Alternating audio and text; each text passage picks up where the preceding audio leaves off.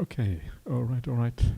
So let us continue with the Mahamangala Sutta. But first of all, I just got offered some coffee, so I got to drink some coffee first of all.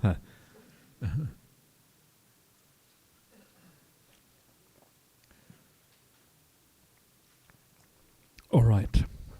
So we have now come to verse number 6 in the sutta, and there you are. That's verse number 6 for you. And it goes as follows. To refrain from what is unwholesome, to abstain from all intoxicants, and to be steadfast in good qualities. This is the greatest good fortune. So here we see things that we haven't seen. We have seen mostly before, the idea of to refrain what is unwholesome and to be steadfast in good qualities. Well, this is obviously all about basically what the whole path is about, and we have been talking about, throughout. You can see the negative aspect here, the avoidance of doing what is bad, and then the positive aspect, which is to doing the commission of what is good, to have good qualities. And this is one of that duality in the Dhamma. And in the Dhamma we often focus too much on avoiding what is unwholesome and not enough on actually doing what is good. Because both of these two have to go together. Only when they go together is it really powerful. Avoiding what is unwholesome is very important, because then you don't feel any remorse or regret about your life. So you avoid that. You don't avoid the kind of darkness of the mind that comes because you do negative things. But the doing of good means that you actually have this joy. This gives rise to the joy in the mind. And so these two things, one avoids the regret and one builds up more joy. And that's kind of the idea behind this. Of course, in reality, there isn't any absolute distinction, because if you avoid the unwholesome, often that means doing good, because often that means that you have compassion or kindness or whatever. And so there isn't, one thing is not, they're not completely different, and often they actually work together. So this is what the whole path is about. We have talked about this quite a bit already, but here we have also the abstention from all intoxicants. So this is like adding an element that we haven't seen before. So this is one of those, I think, quite important things in the Dhamma that sometimes we underestimate as Buddhists. We have the 5 precepts, and one of those is Sura Meraya Majja Pamadatana. The things that give rise to pamada. Pamada is this idea, this sense of being negligent or being heedful. And this, of course, is the consequence of intoxication. Your mind goes a bit funny if you drink too much or you use some kind of drugs or whatever, and it leads to all kind of problems because of that. It's an interesting thing. It's not mentioned as often in the suttas as the other unwholesome qualities. It is more rare that it is kind of part of the standard. It's not part of the standard path, for example, to awakening. And that could be because that is a monastic path, and it's understood that as monastics you don't take intoxicants, so perhaps that is the reason. But it is found elsewhere, and is certainly part of this. Is it bad karma in its own right to take alcohol? It's not entirely clear. It is not part of the usual explanation of what is bad karma, but it tends to lead to bad karma via the stupid actions that you do after you're intoxicated. And also it tends to lead to delusion. It's one of the karmic consequences of drinking too much, is that it leads to delusion in the long run. And that is obviously a very big problem. You lose your sense of clarity and what is going on. So if you're going to practice this path, please keep the 5 precepts. This is like the minimum requirement of morality on the Buddhist path. And in fact, the 5 precepts not really enough. You have to do much more than that. But that is really the minimum requirement. So please keep that. It's too many so-called Buddhists in the world who don't keep the 5 precepts. But if you don't keep the 5 precepts, are you a Buddhist? Yeah, I guess you can still call yourself a Buddhist, but you're a bit of a dodgy Buddhist, right? So please keep these precepts properly. They are actually very important. The Buddha wouldn't say these things unless they really mattered. So here I just want to bring out one kind of very important verse that many of you will know about. That is found in the Dhammapada, and it kind of summarizes what we see here in verse number 6 in a nice way. Haven't got that much to say about verse 6, but this kind of summarizes it very nicely. And this particular verse is known as the Ovādapāṭimokkha. Yeah, not to do any evil, to embrace the good, to purify one's mind. This is the instruction of the Buddhas. Sabba papassa akkadanang kusalassa upasampada sachittang pariyodapānang etang buddhana sasanang is this famous verse found in the Dhammapada. And it's called the Ovādapāṭimokkha. Yeah, you know the Paṭhamauruvelasutta is all the rules that the monastics recite on every fortnight on the Uposatha days, the observance days. And so this is like not the Paṭhamauruvelasutta, but it's the Ovāda. Ovāda means an instruction. So it is like the instruction Paṭhamauruvelasutta. It is all the rules, all the training of the bhikkhus and the bhikkhunis kind of pulled together in a single verse that is considered like one instruction. And really it brings with it all the Paṭhamauruvelasutta rules, and that's kind of why it is called the Ovādapāṭimokkha, I think. Yeah, so you can see here how this really is the full teaching of the Buddha. Yeah, if all you need to do really, if you can remember this one verse, you know a lot about the Dhamma. Yeah, not to do anything bad. Yeah, evil, it says, you're not sure about evil, but bad. Anyway, don't do anything bad. Embrace the good, take up the good. Upasampada means like to take up, yeah, to enter upon or something like that. Embrace the good. Yeah, so this is foundational thing. And then to purify your mind. And that's all you have to do. It's so easy. Yeah, so easy. So simple.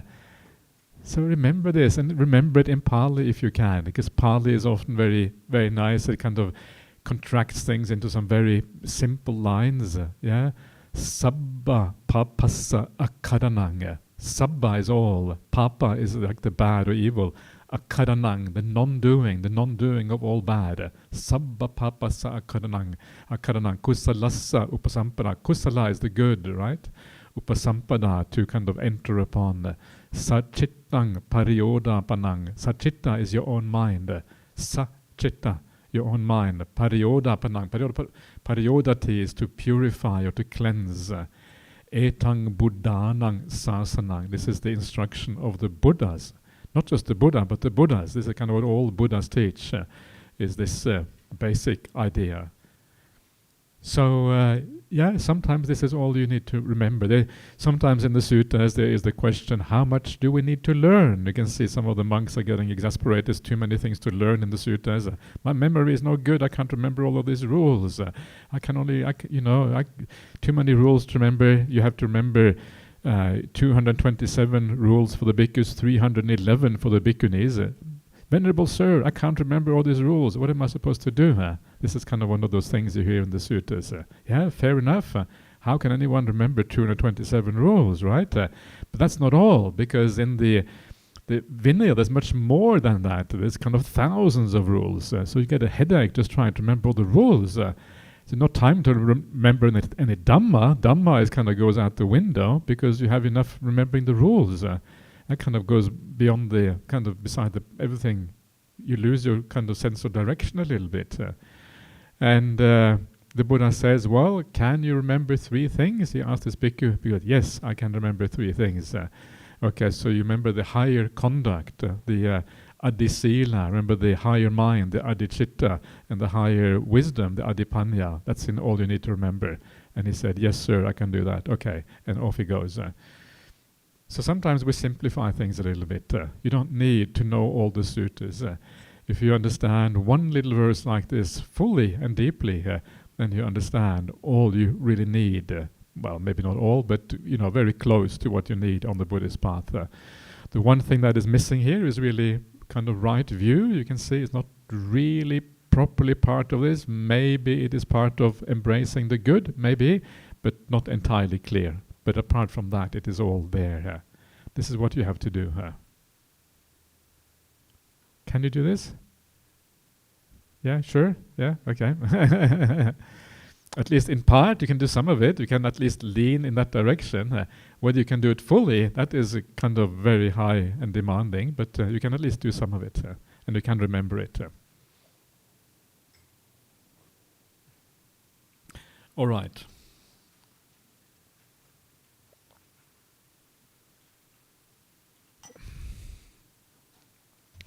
So that is the Ovādapāṭimokkha Dhammapada 183. I would really recommend you to read the Dhammapada. It has so much beautiful little sayings in there, really uplifting and positive, and go straight to the heart in many ways.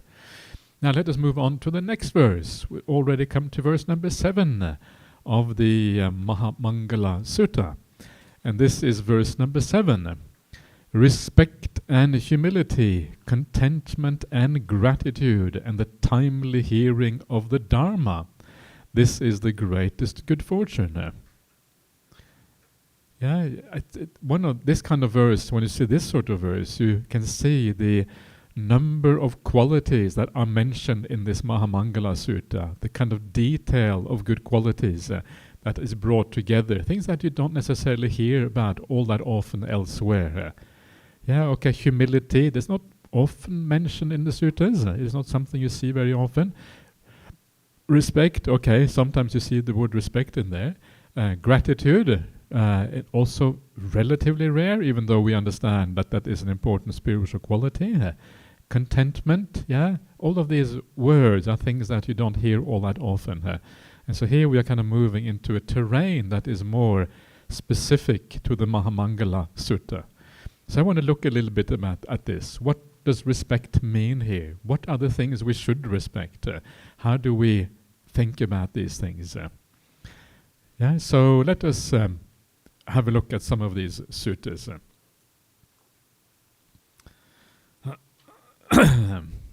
So, first sutta today is called the Lion. Wow, that's interesting. The Lion. So this is Anggutta Numerical Discourses, the 5s, number 99. And it goes as follows. Lion is a term for the realized one, the perfected one, the fully awakened Buddha. When the realized one teaches Dhamma to an assembly, this is his lion's roar. When the realized one teaches the monks, the nuns, the laymen, the laywomen, or ordinary people, even food carriers and hunters, he teaches them carefully and carelessly. Why is that? Well, this is going to be interesting to see why that is. So here is the Buddha. He is the lion. And when he teaches to the assembly, this is his lion's roar. You can see there's many terms for the Buddha. Sometimes he's called like an elephant, a naga. Sometimes he's the lion. Sometimes he's like the bull, the leader of the crowd. All these are epithets for some great being, basically. And the lion is like a very fearsome being. You don't have any lions in Malaysia, I believe, but a lion's roar is kind of extraordinary. I once went to Tanzania, to the Serengeti National Park on a safari. With my family brought me on a safari, and we heard a lion roaring in the distance. It's like, wow, this lion is roaring. Can you hear it? It's happening in the evening. And you can see why animals get kind of concerned when they hear that lion's roar. It's pretty kind of fear-inducing. And the Buddha's lion's roar is a little bit like that. It kind of gives rise to a sense of urgency, maybe a sense of fear, because the Buddha tells you as it is. And the reality of the world, the reality of life, is not exactly what we think it is. It is this whole idea of rebirth, the whole idea of re-death, and all of these kind of things. It's not how we normally think about existence. So initially, when you hear what the Buddha has to say, it's like, wow, this is scary. This is a bit concerning. The Buddha, as I mentioned before, I think the Buddha goes off to the Devaloka. And when he goes off to the Devaloka, you have all of these Devas, and the Devas tend to think of themselves as permanent. I am here, reborn in this happy realm. I will be here forever after, enjoying my heavenly food or whatever it is. And then the Buddha comes along and says, sorry, You're not permanent. You're not going to be here forever after. You're not going to be enjoying this. Before you know it, you're going to be reborn. You're going to have to die. You're going to have to leave behind all you love in this heavenly realm. And the devas start to tremble, and they become fearful, because they understand that the nature of reality is quite different from what they thought. This is the Buddha's lion's roar. He roars in the assemblies. And of course, part of this is also this idea of confidence. Yeah, you have the Buddha has tremendous confidence. He knows what he's talking about. Just like a lion is very confident. A lion is not afraid of anyone. Why? Because it is like at the top of the food chain. Yeah, a lion that everyone else is kind of lower down. So lion is not afraid of anyone, except for human beings, of course, because human beings are scary to everyone, even scary to each other. Yeah. Human beings can, because we are too smart for our own good sometimes, and we don't have enough morality. Yeah, we have intelligence without wisdom. That's a bad combination. Yeah, there's lots of that in the world. Intelligence without wisdom. It's a very terrible thing. Yeah, we all put intelligence on a pedestal as if intelligence is very important. Far better to be wise than to be intelligent. You can wreak so much havoc in the world by intelligence without wisdom. It's a really bad idea. Anyway, so this is kind of the idea of the lion, yeah, the Buddha, who kind of teaches the assemblies. And he teaches carefully, not carelessly. And it's one of those things that you see in the sutta sometimes. You see the Buddha withdrawing from the world around him. You see the Buddha going on retreat. And you wonder, why is the Buddha going on retreat? He's already enlightened. Yeah, what's he doing on retreat? And I guess one thing he does is maybe just chilling out a bit. He's had enough of answering stupid questions. I mean, sometimes the kind of questions that people ask the Buddha, you wonder, no wonder he could get a bit fed up. Yeah, every little mundane, stupid thing he gets asked about by the monks. Yeah, they are so dependent on the Buddha. It's like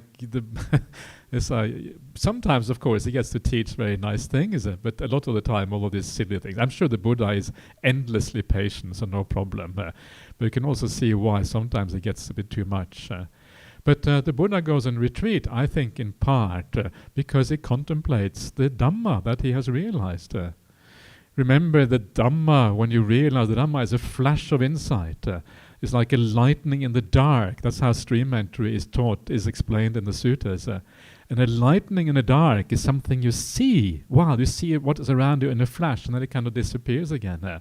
It's like one picture kind of coming up, and that picture is doesn't come with any words. It doesn't come with any articulated language. How should I teach this? And so the Buddha is starting from scratch. He has this insight and said, well, how am I going to teach this? This is really profound. And of course we know in the beginning he prefers not to teach. Yeah, it's just too difficult. How is anyone going to understand this? It's just too difficult. And then he decides, out of compassion for the world, okay, I will teach after all. And so the Buddha spends time on retreat, I think, to contemplate these things, to decide how he should structure this. So craving leads to rebirth. This has to be kind of explained. What does that mean? Well, actually that implies dependent origination. It comes from this idea that craving leads to rebirth. It's an expansion of that. What is the path? Okay, the path can be explained in different ways. Eightfold path, 7 factors of awakening, 5 spiritual faculties, the 37 bodhipakkhya dhammas, the 37 aids to awakening, different ways of thinking about the path. All of this has to be expressed in language. All of this has to be thought about. The fact that we have 10,000 words from the Buddha, you can imagine it would have taken the Buddha quite a bit of contemplation how to express this. And so the Buddha is very careful. He doesn't just sit down and talk. He makes it into a coherent whole. The 10,000 pages which are the suttas, they are coherent. They fit together beautifully. They create this beautiful one big tapestry, one big idea, all fitting together very beautifully. And this comes from that carefulness the Buddha uses in teaching the Dhamma. I have always been astonished by how well the Dhamma actually works together, how beautiful all the various parts form this coherent whole, this coherent picture. If you listen to the majority of modern teacher, my teacher, Ajahn Brahm included, it's not as coherent as this. It is more, okay, stories here, stories there. You teach one thing, you teach another. One day you say A, the next day you say something that sounds like the opposite, Okay, fair enough. Sometimes opposites actually are correct, because people need different instructions. But there is no teacher in the world, no one who really teaches quite in the way the Buddha taught. You can read some of these people who are supposed to be enlightened, supposed to be arahants. Of course, you don't know whether they are or not. Sometimes you think, this is very beautiful the way this is expressed. It's really nice. This reads nicely. The Ajahn Brahm stories are very funny, and often they are very instructive also. Don't just laugh when you hear Ajahn Brahm's story. Also contemplate what he's saying. Actually, there is usually something very important going on there. But sometimes you read these modern authors, and when you think about it, you wonder, actually, what are they really saying? And it can be hard to get to the core, and sometimes it can be a bit ambiguous. Sometimes it can be uncertain. There's nothing that really has the consistency, the coherence, the clarity that you find in the suttas. Why? They have been taught with great care. The Buddha teaches carefully, not carelessly.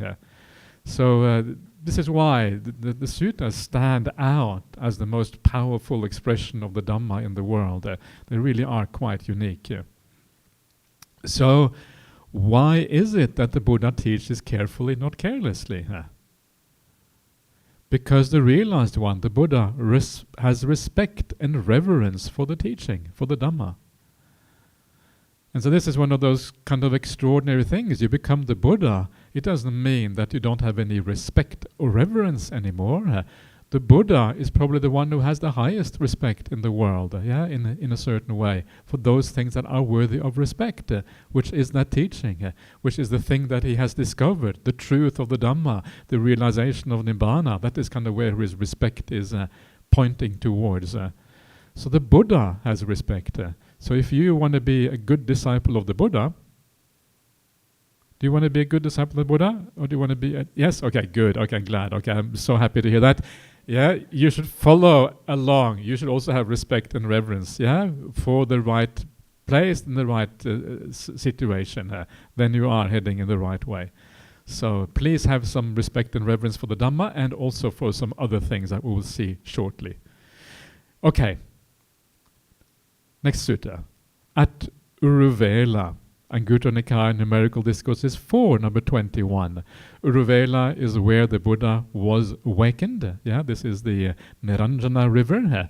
And he was sitting on the banks of the Niranjana river. That's where he achieved his awakening here.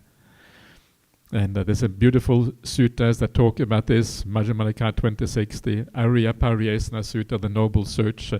The Mahasatchaka Sutta, the longer sutta to Satchaka, who was a debater. And they talk about what happened at Uruvela, and it's really inspiring. I'm not going to talk about this in this retreat, because I've talked about it many times before, but it is there. So this is what happens here. Mendicants, at the time when I was first awakened, soon after his awakening, in other words, I was staying in Uruvela at the goat herd's banyan tree on the bank of the Niranjara river. I just told you the Niranjara river, there you see. Goat herd's banyan, Ajapala Nigroda. Ajapala is a goat herd. Nigroda is a banyan tree, the Pali name for the banyan tree. As I was in private retreat, this thought came to my mind. One without respect and reverence lives in suffering. Isn't that interesting? I mean, just that line, just that simple line there, is just such a powerful and beautiful line. One who lives without respect and reverence lives in suffering. And what that means is that many people in the world, they don't have any higher thing that they respect or they revere. They don't have anything really that is really worthy of these things. Many people in the world today don't have any religion or spiritual path that is special. They don't have anything they can put on a pedestal and say, this is greater than me, greater than the smallness of my life, something I can aspire to, something I can try to live up to. Without having that, life is kind of meaningless. There's no aim, there's no purpose, there's just more going around, enjoying the sensual pleasures of the world, building up a sense of ego, building up your status, all of these superficial things. I don't have any real meaning here. And then life is suffering here. One of the most important things for life to be happy and to be to actually be happy is to have a meaning in life, a purpose in life. Without that, it is just impossible. And so this is a big problem. So if you are a Buddhist, I'm sure you are a Buddhist, otherwise you wouldn't be here, presumably, unless we have some kind of spies in here that are from other religions. So you are, that means you already have something very valuable there. You have something in your life that supports you in this way, that reduces your suffering here. If you didn't have that, you would have a far worse life as a consequence. So be happy that you already have some faith and confidence in something you respect, something we can put on a pedestal, something we can bow down to, something we can feel and aspire towards as something higher. What an amazing thing that is. One without respect and reverence lives in suffering is a profound thing here. But it is not just about respecting and reverencing anything here. It has to be respect and reverence for something that is truly worthy of that. There are people in the world who do have respect and reverence for certain things, but actually maybe it is not worthy of that respect and reverence that they give it. You also have to be discerning to place that respect and reverence in the right place. Otherwise, you're going to be disappointed down the track. Oh, that turned out to be wrong. I was mistaken. I had respect and reverence for the Hollywood stars. Oh, that was a mistake. They turned out to have more suffering than I have. So actually, that was a big mistake. Or, something silly like that. Or even, I would argue, even many spiritual teachings are not as profound as they may seem. So we need to be very careful. With how we do this. But then the Buddha asked this very interesting question. This is the Buddha, right? One who lives without respect and reverence lives in suffering. He's saying he too wants to respect something. Again, this is not how we normally think about the Buddha. We think of the Buddha as someone who's gone beyond all of that. He's kind of at the top of the world now. Why does he need to respect or reverence anything here? He's obviously making a point to us, but I think he's also talking about himself. And this is kind of what is so interesting. And so then he thinks, what ascetic and Brahmin should I honor and respect and rely on? So what ascetic and Brahmin should he rely on? It's a good question. Who can the Buddha rely on? His father maybe? No. His early teachers? No. No, not really, because they've gone beyond all of those, right? I think you know the answer already, so I'm not gonna do this pretend suspense anymore. But I don't see any other ascetic or Brahmin in this world with its gods, maras, and divinities. This population with its ascetics and Brahmins, its gods and humans, who are more accomplished than myself in ethics, who I should honor and respect and rely on. It occurred to me, let me honor, respect, and rely on this same teaching to which I have awakened. So that is what the Buddha decides to rely on, the teaching, the Dhamma. This is where he places his respect. And that kind of makes sense, because this is what he has awakened to, the profound reality, the truth, if you like. That is what the Buddha then respects and relies on. So fascinating, the Buddha, again, his humanity becomes more clear, he's more like us than sometimes you would think, And I always found that sutta very fascinating, because it's sort of thing that you don't expect perhaps as a Buddhist. Okay, let's take a 5-minute break.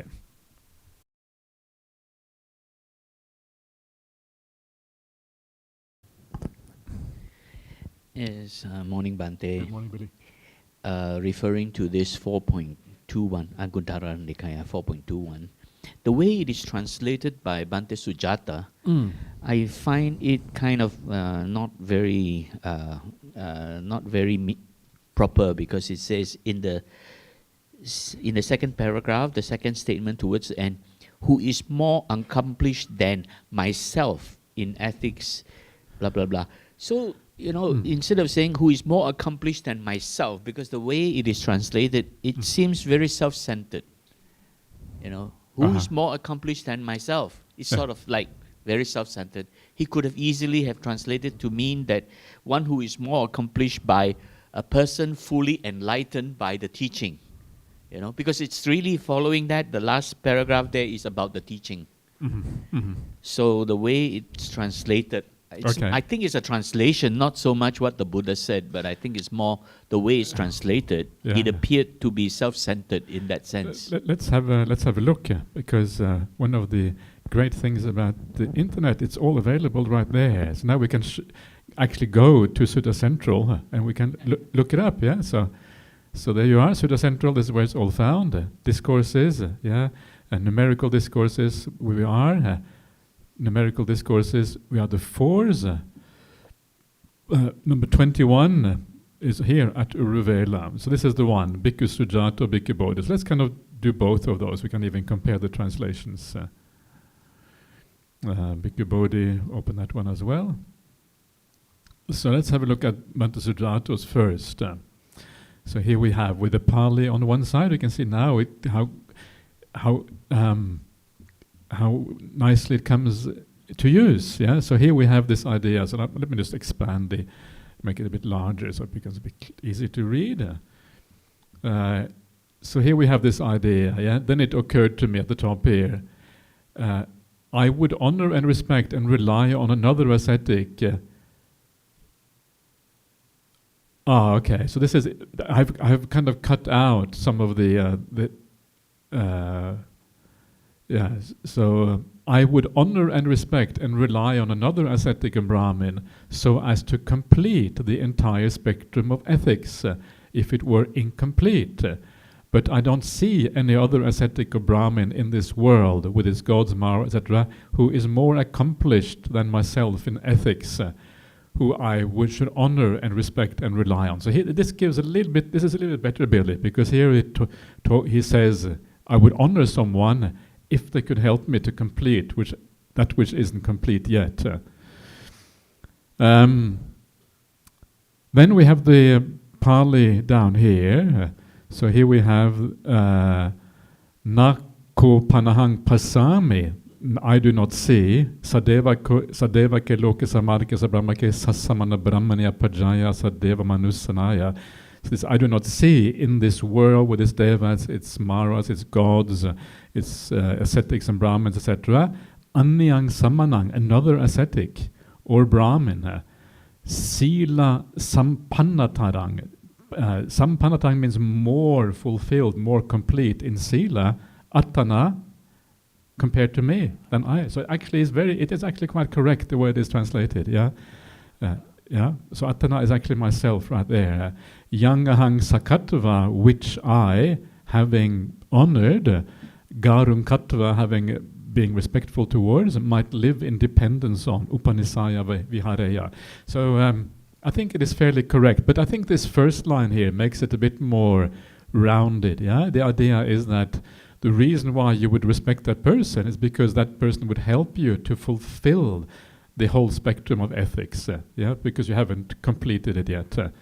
And what is interesting in the sutta, which I left out because I wanted to keep it simple, is that then he goes on to say the same thing about samadhi, immersion here, or stillness, if you like.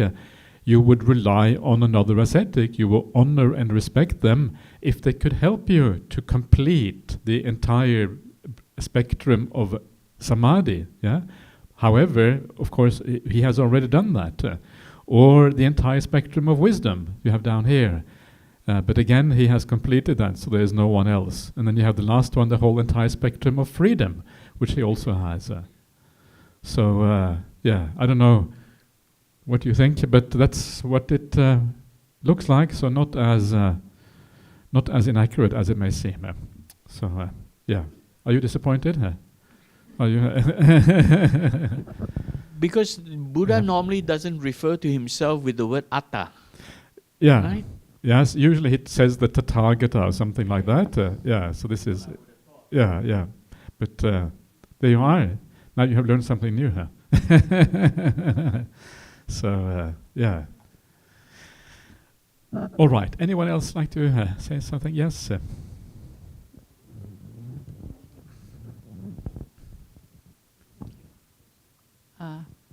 Morning, Ajahn. Good morning. Yeah. Just now during the meditation, you mentioned about the condition, the conducive condition for us to meditate. Just now you mentioned about the environment, the conducive environment for us to meditate. Because sometimes there are circumstances that we might need to, transfer to certain places where the basic facilities is not so conducive. Yeah. You may be no aircon, just a That's terrible. miserable small fan, and then with mosquito, but you still want to practice.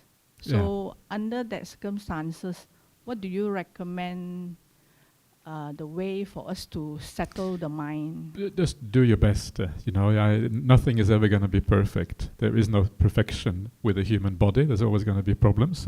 So just do the best you can. So just to wear something that's comfortable, that's easy. Don't, if everyone else is kind of trying, don't look at other people, what they are doing. That's what I really recommend, because sometimes other people don't know what they should be doing, and everyone is just following each other. No one really understands. So do something that works for you, that is where you can feel comfortable, where you can feel at ease. And if everyone sits cross-legged on the floor, but they're all suffering because they're sitting cross-legged, don't do it. Sit against the wall, sit on a chair, do something else. Because it's about your progress, and comparing to others is never a good idea. So just do what you can. But sometimes it's useful to go to a place where you can be at ease. One of the things we have in Perth is a very nice meditation center, and that meditation center basically it was built to kind of optimize conditions for meditation. So the main hall there is air conditioned. You have your own private room. There's no dormitory. You have your own private bathroom. Own private and bathroom. Have you been to Jana Grove? No. Okay. I'm just kind of marketing a little bit. So you have really, really good conditions also in the forest, in the bush. So it's away from the city. So it's reasonably quiet. Not 100% because there's a road not so far away, which sometimes you have little cars and trucks going past. But it's pretty good, especially in the evening, the early morning. It's really, really peaceful and quiet. And so that's why we have these retreat centers, so that to give access to special situations. So, come to Perth. That's what I recommend, These days, I don't know what your financial situation is like, but even for people who are not very well off, these days you can find fairly cheap flights around the world, with the kind of low-cost airlines and these kind of things. Maybe you can go on the boat to Perth. And you can work in the kitchen on the boat, peeling potatoes or something, and they can come down and visit us. Anyway, so all we can do is do our best. So find a situation that is reasonably good for yourself. Okay, would there be other meditation object for us to look at instead of the breath that would settle the mind faster? Yeah, you can use things like the metta meditation, like I taught yesterday. I recommend that because it's more active. It's sometimes easy to focus on. It gives rise to more easily give rise to joy because you're focusing on something very positive.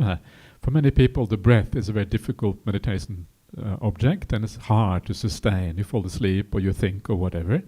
But it's also a very profound meditation object. So for those who are able to do the breath meditation, it's very beneficial. And that's why often we teach the breath meditation. But do the metta meditation.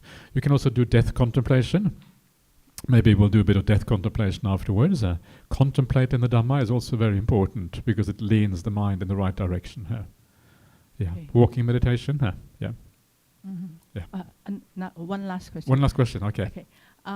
Because during meditation, sometimes when I have like a serious problem in life, Yeah. So during sitting, that problem keep popping up. Yeah. Is there a way to let go? There is a way, but it's not easy, yeah, because these things are serious problems. You know, what does it mean, a serious problem? The fact that you see it as a serious problem means that it's a problem for you. Yeah, so that's part of the problem, is that you think it's a serious problem. If you didn't think it was a serious problem, it would probably be all right. So maybe you should stop thinking of it as a serious problem. That's part of the solution. Yeah, part of the problem is that you think of it in a certain way. But the reality is that it's probably not as serious as you think. Yeah, but it's just that it's a temporary thing. It will eventually be gone again. At the latest, when you die, yeah, it will no longer be there, right? Yeah, I hope, unless it is a multi-life problem, but it's probably not. Usually, it's a single life problem, and so usually these things are not as important as they seem. They seem very important because of our attachments, because of the way we live in the world. But from the bigger point of view, it's not. So the ideal way is just to remind yourself that these problems in the world is full of problems. There's always going to be another problem. Yeah, behind this one is another one waiting to come. Yeah, this is terrible, right? And there's no end to it. And the reason why you're still here is because you were trying to solve these problems in your meditation in your past life. Yeah, probably you were meditating in a past life, yeah, and you're sitting, oh, so many problems, got to solve them, yeah, whoa, thinking about this, thinking about that. That's why you're still here. And now you're doing the same thing. It means you will get reborn again, carrying on with the same thoughts in the next life. This is why I'm here as well. I'm equally stupid, right? So we're all here because of this. So we have to kind of learn to let go a little bit. The problems you had in your last life, do they concern you now? It's irrelevant, right? In your next life, is this what the problem you have now is going to seem stupid? So if you're going to let go in your next life, might as well let go now. Okay, thank you, Ajahn.